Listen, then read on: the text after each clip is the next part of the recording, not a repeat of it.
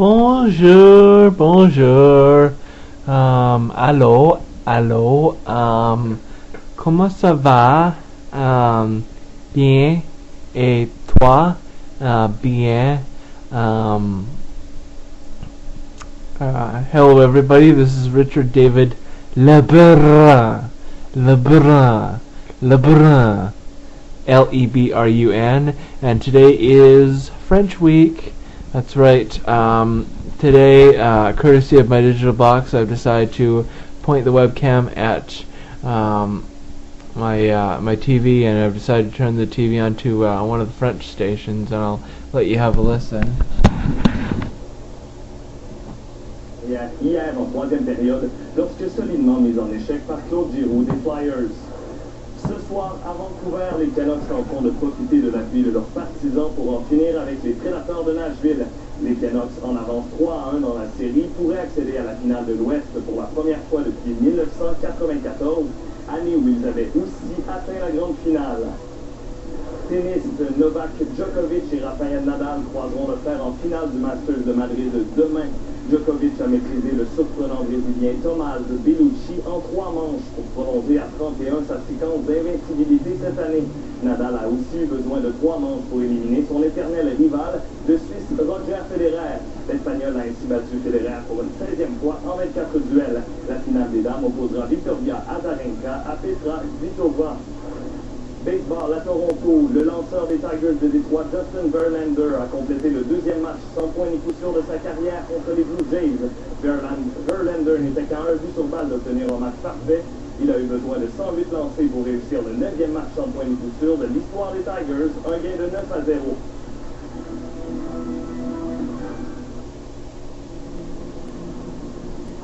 Son design nous a été inspiré par le mouvement de l'archer, au moment de décocher.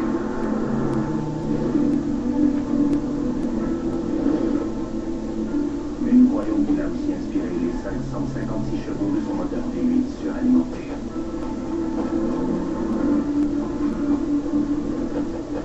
Voici le coupé CPSV de Cadillac. Plus Cadillac que jamais. Bonsoir. Avec le retour du beau temps, le pire est peut-être passé pour les municipalités inondées du Québec. En Montérégie, le niveau d'eau de la rivière Richelieu a légèrement baissé pour la première fois depuis 2 semaines. Les nouvelles sont aussi encourageantes du côté de la Gaspésie, où l'eau se résorbe tranquillement. La situation se stabilise en Mauricie, mais le niveau de la rivière du Loup et de la Saint-Pierre demeure inquiétant. La Croix-Rouge a mis en place un fonds spécial pour venir en aide aux sinistrés. À Washington, le Pentagone a rendu public 5 vidéos saisies dans le repère d'Oussama Ben Laden au Pakistan. Une des vidéos montre l'ex-chef d'Al-Qaïda en train de se regarder lui-même à la télévision. Sur une autre, on le voit préparer un message destiné aux États-Unis. Ces vidéos ont été saisies lors du raid du commando américain qui a abattu Ben Laden dimanche dernier au Pakistan. Les États-Unis ont masqué la trame sonore des documents. La nouvelle députée de Berthier-Massignanger, Ruth Ellen Grosso, a donné signe de vie pour la première fois depuis les élections. Dans un entretien téléphonique à un quotidien de Trois-Rivières, Mme Grosso a dit avoir hâte d'exercer ses nouvelles fonctions. Elle admet qu'il faut améliorer son français et qu'elle a l'intention de devenir bilingue. Depuis son élection, la députée a été prise en charge par une équipe du NPD qui contrôle étroitement ses débuts sur la scène politique. Voilà, et pour plus de détails sur vos nouvelles, rendez-vous sur le site internet de Radio-Canada.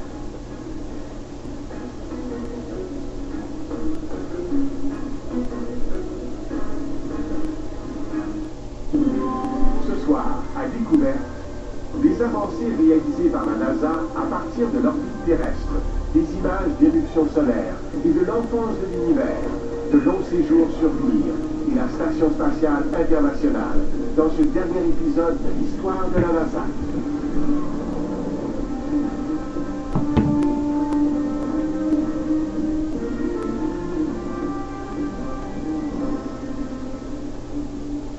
Bonsoir, bienvenue à Découverte. Après avoir conquis la Lune, la NASA s'est donné de nouveaux défis, et cette fois en banlieue de la Terre. Ça a donné lieu à des progrès remarquables en médecine de l'espace grâce au vol de longue durée, en astronomie avec le télescope spatial Hubble et en technologie, menant à la construction de la Station spatiale internationale. Des jalons essentiels qui pourraient mener à des missions vers la planète Mars. C'est l'histoire que nous vous racontons ce soir.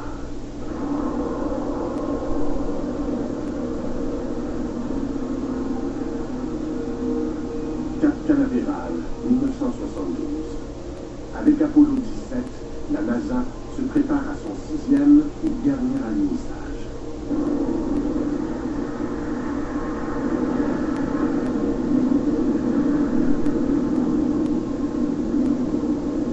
Au terme d'une première décennie, la NASA est reconnue dans le monde entier.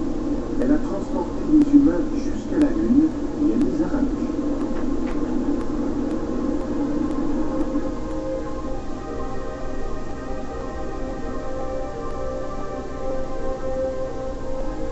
L'exploration spatiale progresse. Et pour voyager plus loin de la Terre, de nouveaux explorateurs devront apprendre à vivre longtemps dans l'espace. 3, 2, 1. Fire away, Houston.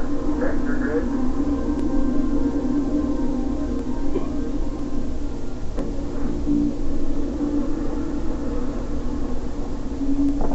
Pour expérimenter de plus longs vols spatiaux, la NASA doit mettre en orbite un lieu habitable. En quête de matériel, elle regarde d'abord dans ses propres ateliers. La NASA va adapter une section de la plus grande fusée jamais construite, celle du programme Apollo. Le vaisseau spatial va devenir un laboratoire pour les humains qui vivront en orbite. Le véhicule a été fabriqué à partir du 3e étage du système propulseur de la Saturne. Il était très grand, comme une petite maison de 300 étages. Chacune de nos chambres a environ la taille d'une cabine téléphonique. On appelle ce programme Skylab. La station spatiale vous permet de mener des expériences sur les personnes, les étoiles, les planètes, sur toutes sortes de choses. Et on y a appris que les hommes peuvent survivre dans l'espace. Skylab va être mise en orbite par une Saturn V. Ils ont utilisé la Saturn V pour le lancement du Skylab parce qu'il était énorme et très dur. Ils devaient décoller le 14 mai et atteindre l'orbite prévue le lendemain. Je devais faire partie du vol, en compagnie du commandant Pete Conrad et du pilote Conrad. L'équipage va décoller à bord d'une fusée plus petite, pour ensuite s'amarrer à sa nouvelle station spatiale.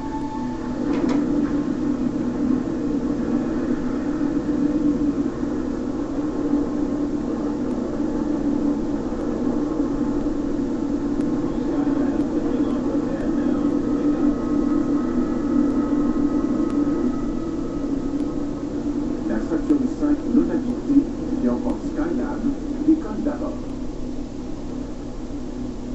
On a regardé le lancement du Skylab, l'étoile d'un immeuble, à Cap Canaveral, et tout s'est très bien passé. Et en rentrant à la maison, on a entendu les premiers indices à la radio que quelque chose n'allait pas. On a dit qu'un choc gravitationnel s'était produit au lancement et qu'on ignorait pourquoi.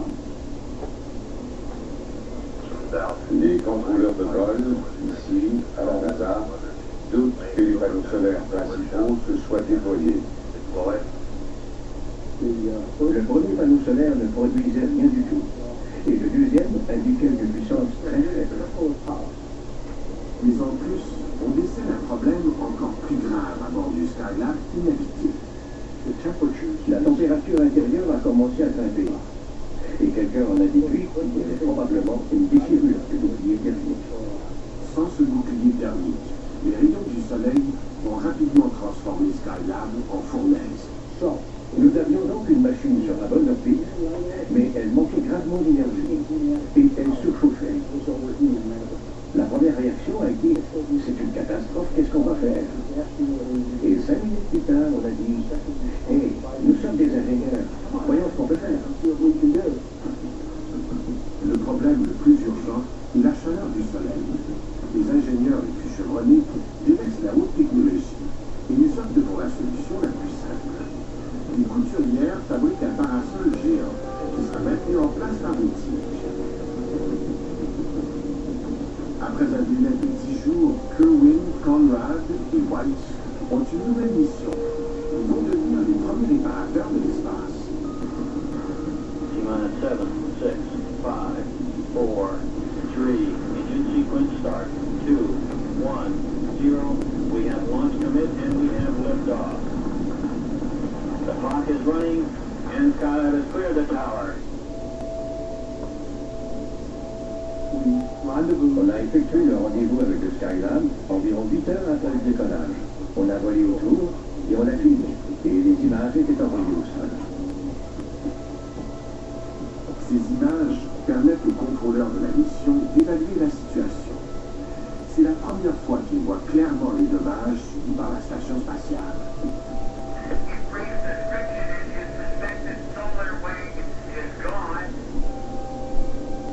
À 430 km d'altitude et en se déplaçant à plus de 27 000 km à l'heure, l'équipage doit entrer dans Skylab pour le réparer.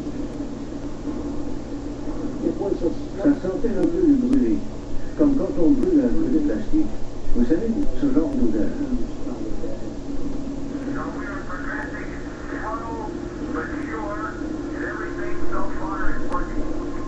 À l'intérieur du Skylab surchauffé, les astronautes se préparent à installer le parasol qui va rafraîchir la station spatiale.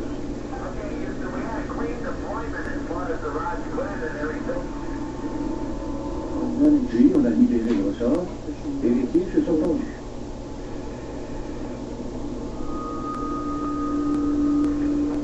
Et 3 jours plus tard, la température avait descendu à 25 degrés Celsius.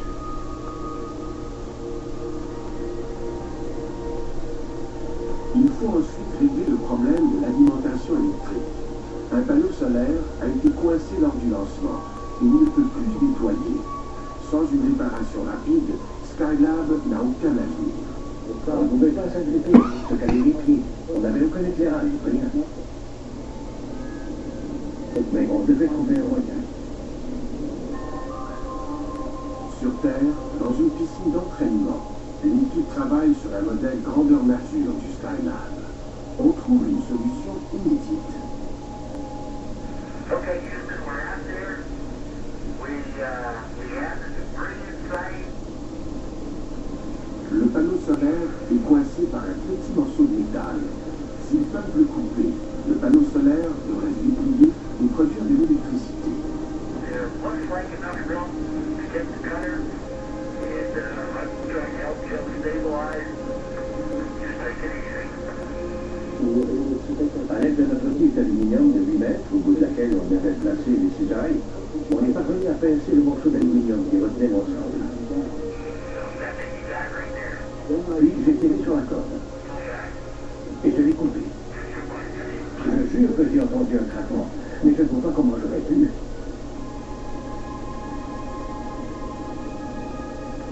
On l'a fait. On a sauvé Skylab. Et ça a été l'un des plus grands spectacles de ma vie. Le panneau s'est déployé complètement à 90 degrés. Et les panneaux solaires commençaient à sortir alors que le soleil réchauffait déjà. Tout allait bien se passer. On allait mener la mission à terme.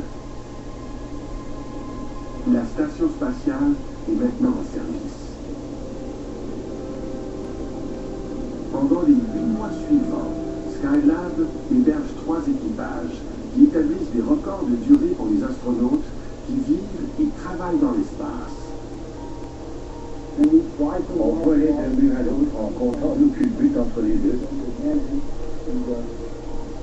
Oh oui, on a eu beaucoup de plaisir là-haut, à flotter, à jouer à Pétopal, à découvrir les merveilles de la pesanteur. Les équipages de Skylab exécutent 3000 heures d'expérience scientifique en apesanteur. Ils transforment aussi notre compréhension du Soleil avec leur premier cliché des éruptions solaires. On a fourni à la communauté de la physique solaire 1000 fois plus de données que tout ce qu'elle avait recueilli avant. Skylab est la première grande étape vers l'habitation humaine de l'espace. Il est occupé en permanence pendant près de 6 mois. William Pogue, Edward Gibson et Jim O'Carr forment le dernier équipage de Skylab.